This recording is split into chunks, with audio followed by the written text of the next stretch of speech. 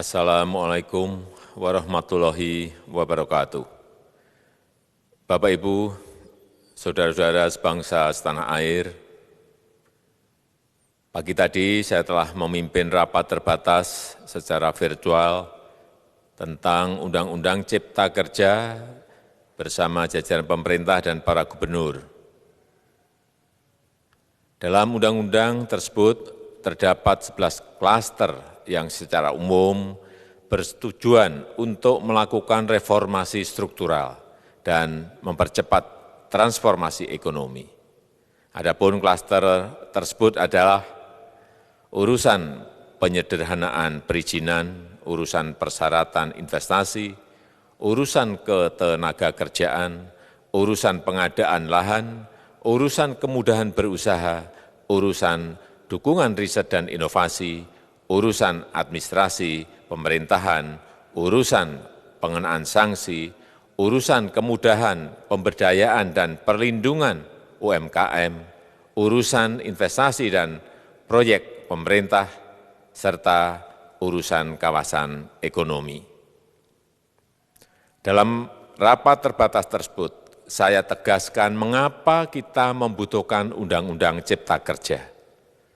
Pertama, setiap tahun ada sekitar 2,9 juta penduduk usia kerja baru, anak muda yang masuk ke pasar kerja, sehingga kebutuhan atas lapangan kerja baru sangat-sangat mendesak.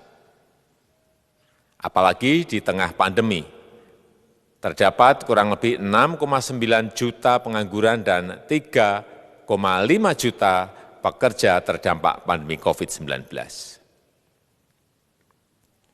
Dan sebanyak 87% dari total penduduk bekerja memiliki tingkat pendidikan setingkat SMA ke bawah, di mana 39% berpendidikan sekolah dasar.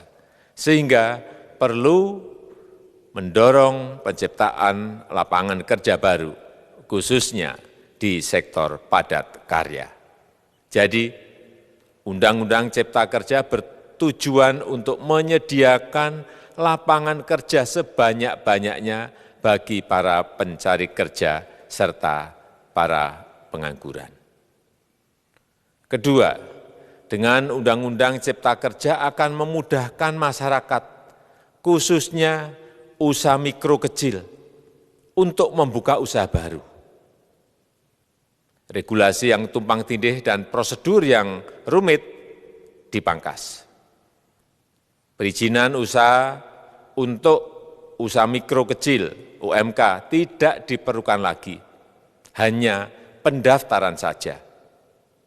Sangat simpel.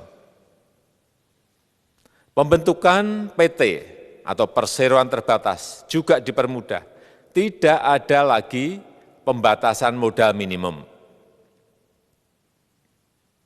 Pembentukan koperasi juga dipermudah. Jumlahnya hanya 9 orang saja. Koperasi sudah bisa dibentuk.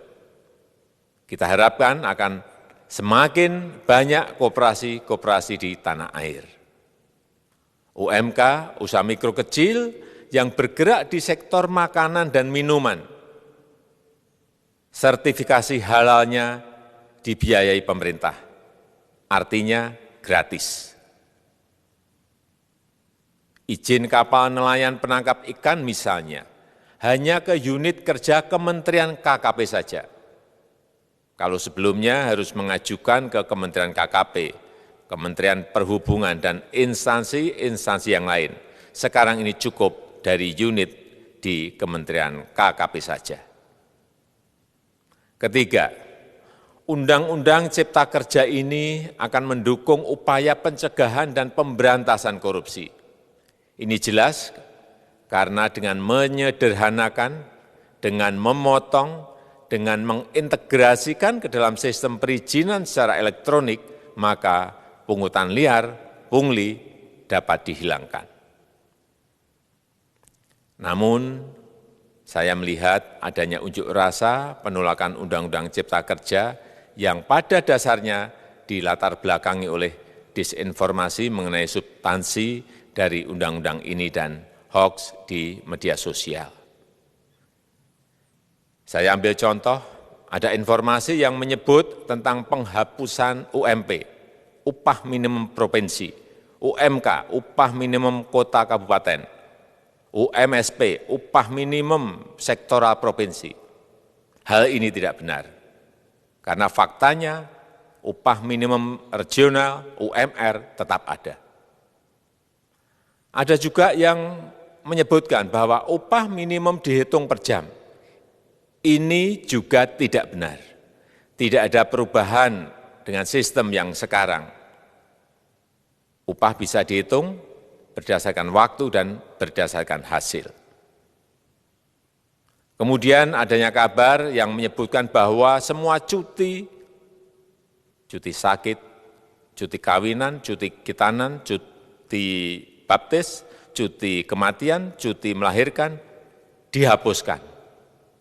Dan tidak ada kompensasinya. Saya tegaskan juga ini tidak benar. Hak cuti tetap ada dan dijamin.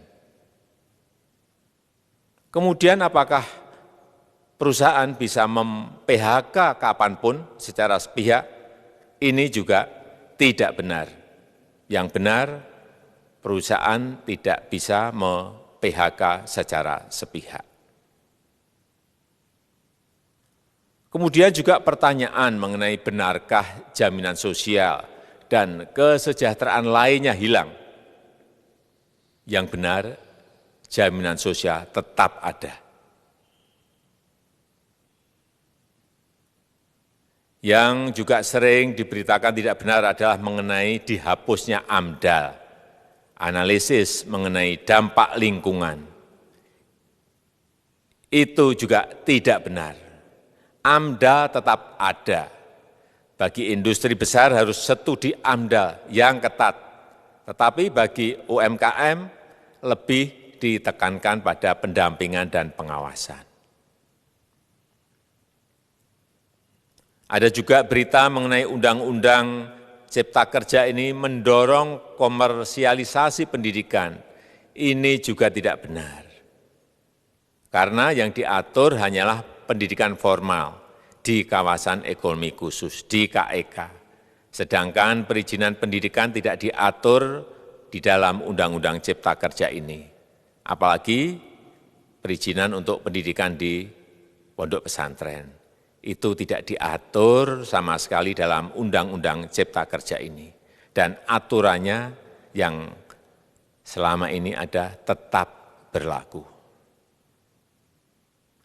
Kemudian diberitakan bahwa keberadaan bank tanah.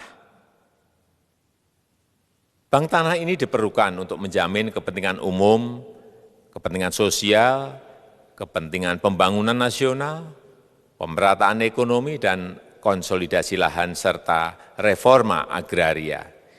Ini sangat penting untuk menjamin akses masyarakat terhadap kepemilikan tanah, kepemilikan lahan, dan kita selama ini tidak memiliki bank tanah.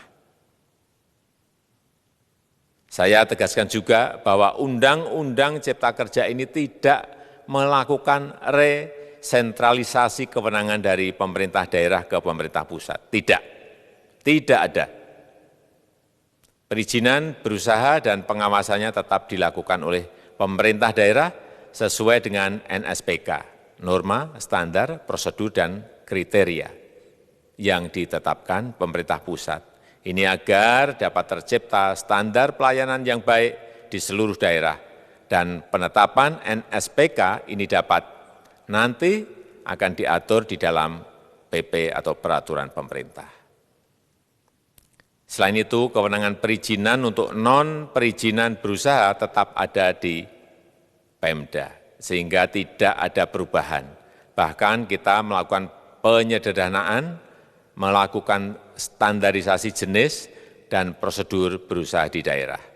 Dan perizinan berusaha di daerah diberikan batas waktu. Ini yang penting di sini. Jadi ada service level of agreement. Permohonan perizinan dianggap disetujui bila batas waktu telah terlewati.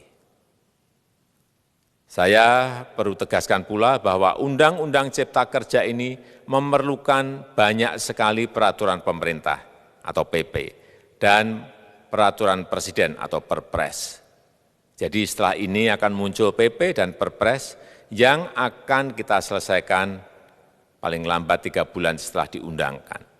Kita pemerintah membuka dan mengundang masukan-masukan dari masyarakat dan masih terbuka usulan-usulan dan masukan dari daerah-daerah. Pemerintah berkeyakinan melalui Undang-Undang Cipta Kerja ini jutaan pekerja dapat memperbaiki kehidupannya dan juga penghidupan bagi keluarga mereka. Dan kalau masih ada, jika masih ada ketidakpuasan terhadap Undang-Undang Cipta Kerja ini, silahkan mengajukan uji materi atau judicial review melalui MK, Mahkamah Konstitusi. Sistem ketatanegaraan kita memang mengatakan seperti itu. Jadi, kalau masih ada yang tidak puas dan menolak, silahkan diajukan uji materi ke MK. Saya rasa itu yang bisa saya sampaikan pada kesempatan yang baik ini. Terima kasih. Wassalamualaikum warahmatullahi wabarakatuh.